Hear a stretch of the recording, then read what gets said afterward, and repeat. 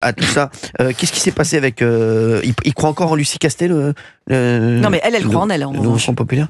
Lucie Castet.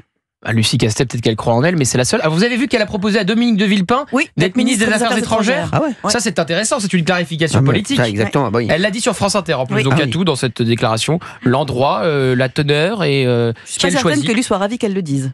Bah, en tout cas, on voit quel électorat essaye de draguer depuis plusieurs mois Dominique de Villepin en vue d'une prochaine présidentielle. Exactement. Bah, bien sûr. Bah oui. Qui vient de faire Monsieur le Président. C'est le Président. Alors, je vais vous dire ce que je pense. Qui ne s'entendait pas très bien avec Dominique de Villepin. Je le comprends. Je vais vous dire, j'avais des gros problèmes avec Dominique de Villepin. Et là, avec Lucie Castois, là. Non, mais Lucie Castet, non, mais arrêtez. Non, mais elle a redit qu'elle était à nouveau prête pour le poste de Premier ministre.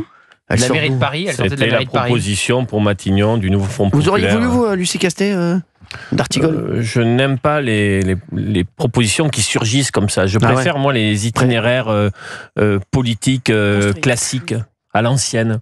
Voilà, avoir des responsabilités, un premier mandat local. J'adorais le mandat de député-maire. Je trouve qu'un député-maire, ça permettait d'avoir un contact avec le réel. Les mecs, moi j'ai une petite info, il y en a un qui est en train de préparer son arrivée. Qui est en train de préparer les 2027. C'est Lisnard. Le maire de Cannes. Je vous le dis, attention. Ça, il s'en cache pas, il le dit ouvertement. Mais là, il prépare activement, il commence à... Il l'a dit, je crois, officiellement d'ailleurs. Il y a pas mal de gens qui vont être avec lui.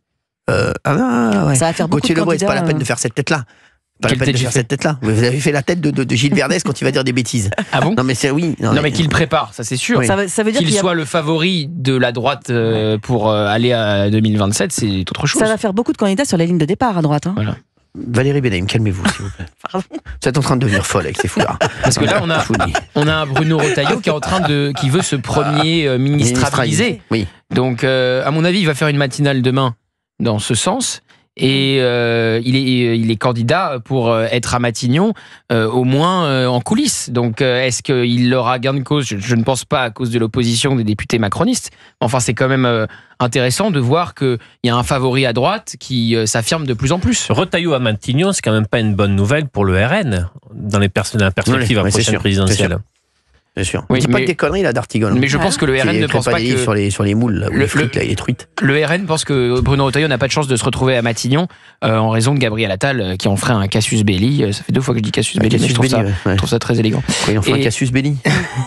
Et voilà, les macronistes s'approcheraient trop à droite pour eux, donc ils l'accepteraient pas. Je pense, si je peux me permettre, que Bruno Retailleau sera pas possible parce que je pense sincèrement que Gabriel Attal en fera un casus belli. Il va pas... Non, mais je vous pensez vraiment que ce serait un casus belli? C'est sûr, casus belli, c'est sûr. Ah, mais là, je vous le dis, alors là, je connais, je suis spécialiste en casus belli. Je vous le dis. On a David qui est avec nous.